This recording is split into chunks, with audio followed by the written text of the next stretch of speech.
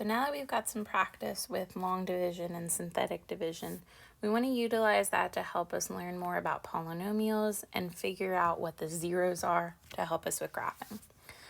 So the first thing is the factor theorem tells us for any polynomial function, x minus k is going to be a factor of the polynomial if and only if the function evaluated at k is 0. So pretty much the x-intercepts are going to give rise to what the factors of the polynomial will be. So let's look at an example. We want to see is x plus 4 a factor of this given polynomial? If so, let's utilize that to completely factor. And then we'll even see what the zeros of the polynomial are going to be. So what we want to do is we want to divide this by x plus 4. So we can use synthetic division to see what is the polynomial evaluated at -4. You could go through and just plug it in, but the benefit of using synthetic division in this case is if it is a factor, my remainder should be 0, because then p of -4 would be 0. And now I see what the leftover piece is, so I can rewrite the polynomial. So we're going to utilize synthetic division. We'll put the -4 out front. We've got 1x cubed, 1x squared, -10x's, and 8 is our constant term. So we bring the 1 down, multiply it by -4, add together, multiply by -4, add together, multiply by -4. And when you add them together, indeed you do get that the remainder is 0. So this does tell you that x plus 4 is a factor. Now, if you had gone through this, it doesn't tell you what the remaining factors are going to be. So I still need to factor it. But what I can do is I can rewrite p of x. So because it's a factor, you can pull out the x plus 4. And then this piece tells you what the quotient is going to be. You have 1 x squared term, -3x's, and 2 is your constant term. And now the great thing about this is I've got it in a form that I can actually factor. I know how to deal with x squared minus 3x plus 2. So that factors nicely into x minus 2 times x plus 1. So I can fully factor this polynomial now, knowing that x plus 4 was a factor itself. And from this, I can immediately pick the zeros off for the function. You've got -4, because that'll make this 0, 2, and 1, because it'll make each of those other factors equal to 0. So now the problem is, what if I give you an arbitrary polynomial and I don't tell you one of the factors? If it's a 4th degree or 5th degree, you can't really work with that so well. Maybe in the case of a 3rd degree, you can do factoring by grouping, but how can I possibly find all of the different factors and zeros? And also, how many are there going to be? So the nice thing is if you have a polynomial of degree n, it will have n zeros. They might not be unique though. So 1 might be a 0 and it might repeat 3 times. You could have real zeros and you could also have complex zeros. So how do I figure everything out and what are even my potential ones? So we do have a couple theorems that can kind of help us narrow our choices down. And the first one is going to be the rational zero theorem. So this will give us an option for what those real zeros could be. Then we'll have a second one that can help us narrow those options down a bit. So if we have a polynomial that specifically has integer coefficients, if it's got decimals or it's got fractions, this isn't going to work out so well. So you'd have to multiply the polynomial by something to be able to wipe those fractions. So in the case that it does have integer coefficients, then every rational zero has the form p over q, where p is going to be a factor of that constant term, and q is a factor of the leading coefficient. So the number attached to x to the n is the most important, along with the constant term. So let's just look at an example. We've got the polynomial 6x cubed plus 7x squared minus 12x plus 2. So I'm concerned with what are the factors of the constant term and the factors of that leading coefficient. So in this case, the constant term is going to be 2. So I need to figure out what the factors of this are. Well, 2 is divisible nicely by 1 and 2. So those are the factors. Now I want to look at the factors of that leading coefficient, which is 6. So that's going to be 1, 2, 3, and 6. These are the only numbers that divide nicely into 6.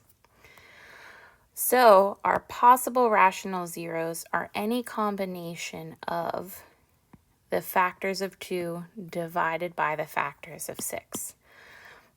But it also could be positive or negative, because technically 2 is divisible by negative 2 nicely. 6 is divisible by negative 3. So really you want to add a plus or minus here. I'm going to take this 1 and I'm going to divide it by all of these numbers. So we get 1 over 1, 1 over 2, 1 over 3, and 1 over 6. Now I'll do the same process. I'll take 2 and divide it by each of these numbers. So you get 2 over 1, 2 over 2, 2 over 3, and 2 over 6. So plus or minus these are possible zeros and the rational ones. You do have a little bit of repeat if you notice. 1 over 1 and 2 over 2 are both the same thing. Same thing, 2 over 6 reduces to 1 over 3. So you really can ignore any of those repeats. So our possible rational zeros are plus or minus 1, a half, a third, a sixth, 2, and 2/3.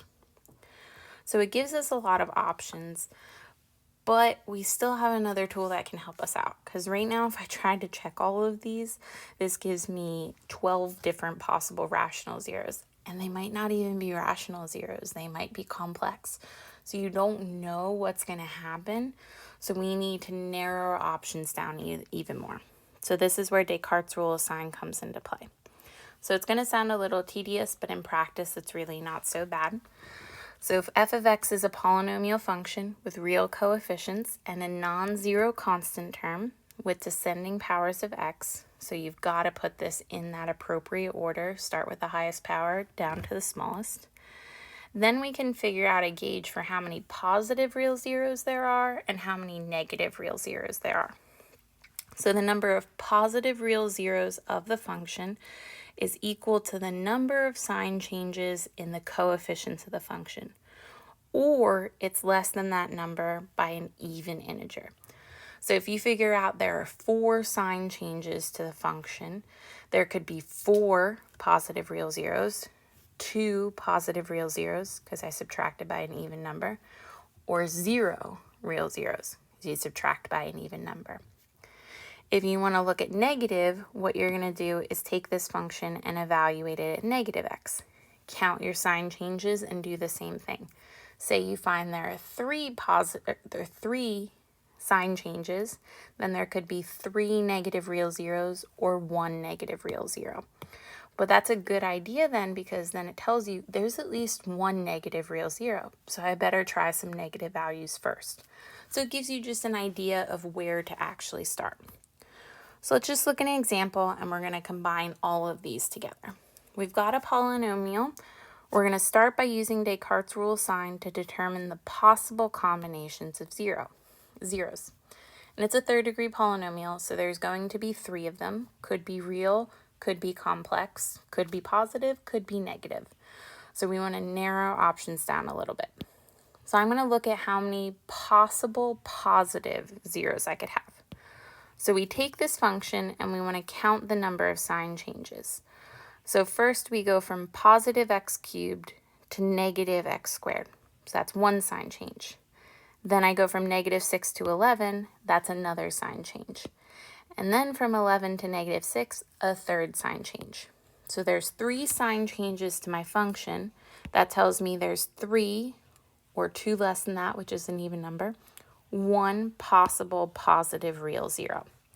So you just keep subtracting by 2 until you land at 1 or 0. So this gives me an idea. If I find 1 and then I find a second, I know there's going to be a third. If I look at the number of negatives, what I need to do is evaluate this function at negative x. Any of the even powers aren't going to change because they'll get destroyed by the positive squaring or cubing or whatever it is. But all of the odd powers will change sign. So when you go ahead and evaluate at negative x, you get negative x cubed minus 6x squared minus 11x minus 6. And really, there's no sign changes, which is really nice for us because that tells us there's no negative real zeros. So when I go through and I try to use the rational zeros theorem, I can just wipe out all those negative numbers because I know there's not a negative real zero. So I cut my options in half immediately. So you're going to notice a chart in a lot of your homework that's going to ask you about a possible combination of zeros. So it's really going to be concerned with how many positive, negative, and complex there are. So in this first case, you could have 3 positive. You know there's no negative. And because it's third degree, there's 3 zeros. There would be 0 complex in this case. Now if I go to the next piece, and I go to 1 positive real zero, there's still 0 negative, but I have to have 3 zeros in total, so that would tell me there would be 2 complex zeros. So every single time, the row is going to sum up to 3. You should have 3 zeros in combination with this. Okay. So now that we know that, let's try to go through and determine the possible rational zeros. So again, I'm concerned with that leading coefficient and the constant term. So I want to look at the factors of the constant term, which is 6. The sign doesn't matter because remember you put the plus or minus. So 6 is divisible by 1, 2, 3, and 6. Then I want to look at the factors of that leading term, which is 1, which is the nicest case. 1 is only divisible by 1. So now I'll look at my possible rational zeros. I get plus or minus. I'm going to take each of these and divide it by 1. So you get 1 over 1, 2 over 1, 3 over 1, and 6 over 1. But Descartes' rule of signs tell us there's no negative values. So really my possible rational zeros are just 1, 2, 3, and 6. I can ignore all those other cases. So before I had 8, now I have 4 possible things that I can try. So it made my choices much, much, much easier. So now let's go through and actually determine what those zeros are going to be, and then we'll utilize that to factor the polynomial. So we've got p of x is x cubed minus 6x squared plus 11x. So I'm going to go ahead and put those coefficients. We have 1x cubed, negative 6x squared, 11x, and negative 6. So it's kind of like picking out a hat. Just try something, pick your best. 1 is usually a good thing to go through. So I'm going to try 1 first. So we'll bring the 1 down, multiply it by 1, add together, multiply by 1, add together, multiply by 1, and what do you know? We get 0. So this tells us that x minus 1 is going to be a factor, and the polynomial is going to equal x minus 1 times x squared minus 5x plus 6. So now I can keep going. I can go ahead and perform synthetic division again. So let's try 2. Let's see if that's a 0. So we bring the 1 down, multiply by 2, add together, multiply by 2, add together. And we find out that x equals 2 is another 0. So we go ahead and factor everything. That tells us that this remaining piece factors into x minus 2 times x plus negative 3. So we find all of our remaining zeros, going to be 1, 2, and then from this last piece I can tell it's going to be 3. So we can factor this completely as x minus 1, x minus 2, x minus 3. So it's a lot of trial and error. Try the simpler numbers first before you go through the complex. Try 1 if you can. That's always going to be nice. Now, if you do have zeros that are repeat, that's just going to tell you that it has a higher multiplicity. So the number of times a 0 occurs is called the multiplicity of that specific 0. So if we look at this polynomial that's already in factored form, you have x minus 1 to the 5th times x plus 8 to the 9th. If you multiplied x minus 1 by itself 5 times, you'd have an x to the 5th. X plus 8 multiplied by itself 9 times, you'll have an x to the 9th. So in total, you really have a 14-degree polynomial. And this thing is going to have 2 zeros because in this factored form, I really only have 2 distinct types of factors. So the first 0 is x equals 1, and that has a multiplicity of 5, so it repeats 5 times. -8 is our other 0, and it's a 0 of multiplicity 9 because it's x plus 8 to the 9th power. So this can help us a bit. It's kind of tedious if you have to go through using the synthetic division, remembering that you can retry numbers, but once you find one, usually it results in something that you can potentially factor, or if you find a second one, maybe then you can factor it. You're not going to get too much higher than like a 5th degree polynomial.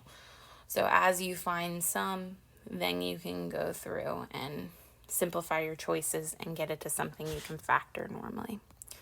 The other thing that's useful for us is called the complex conjugate zeros theorem.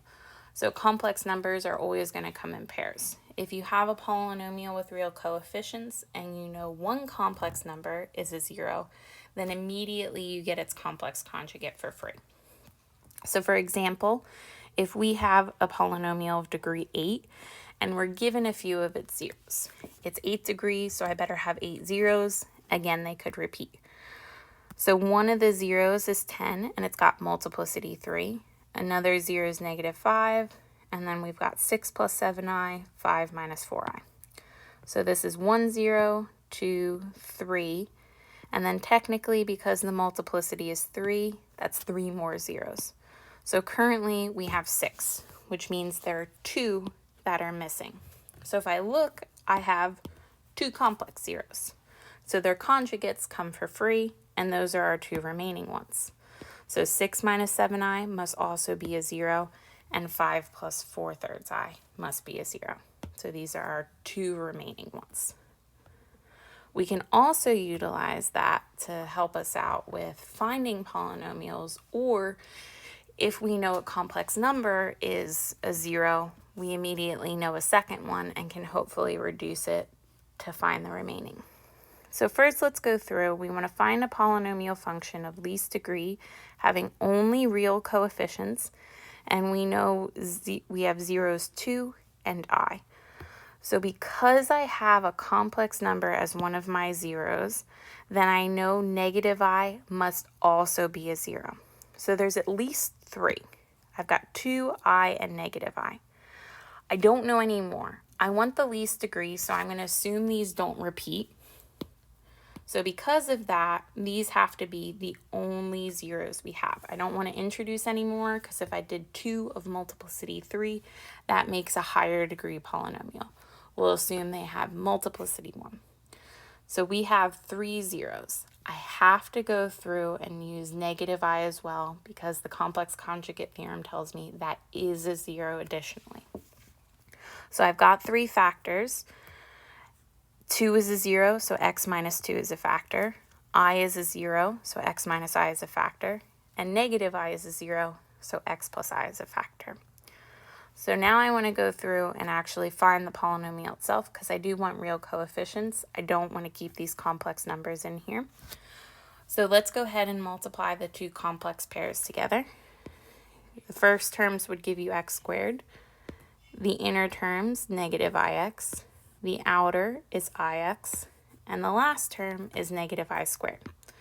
So the nice thing, anytime you multiply by that complex conjugate, those inner and outer terms will always disappear. And then -I squared is going to be +1. I squared is -1. So now we can go through and just multiply these out. If you multiply the first terms, you get x to the third. The inner is -2x squared, outer is +x, and the last is -2. So this is our polynomial of least degree that has real coefficients and the appropriate zeros we want. Okay. So the very last problem we're going to go through is we're given a 0, the polynomial, and we want to determine all the others and write it as a product of linear factors. So you could go through and you know this complex number is a 0, you can absolutely use synthetic division on it, but I think synthetic division gets a little bit messy. So I'm going to utilize that the complex number comes in a pair to kind of make the algebra a little bit simpler. This is where long division is going to be more essential because I'm going to get a quadratic instead, but I think it'll be cleaner for you than trying to do synthetic with a complex number. So really, because 3i is 0, I know negative 3i also has to be a 0. So you get two factors, x minus 3i and x plus 3i. So we've got two more that have to remain because it's fourth degree. There should be 4 zeros. So you can use synthetic division to divide out x minus 3i and x plus 3i, but since both of these are factors, their product should also be a factor. So we're going to multiply these together and then divide that resulting quadratic out. Because if you look at the product of these two, your first term's x, your outer term is 3ix, inner is minus 3ix, and last is negative 9i squared. So those go ahead and cancel each other out, and this is going to equal x squared plus 9. So now I can go through and do long division, take my original polynomial here, and divide it by x squared plus 9. Because they're both factors, this should divide nicely, and we should get a remainder of 0. And by doing so, I'll get a second degree quadratic. So we're going to take our original polynomial, and we're going to divide it by x squared plus 9. So I want to first make those leading terms match up. So I need to multiply by x squared. Then if you take x squared plus 9 and multiply it by x squared, you get x to the fourth plus 9x squared. So we want to subtract it, which is going to make the x to the fourth cancel. You bring the x cubed down, 7x squared minus 9x squared is negative 2x squared, and then bring the remaining two terms down.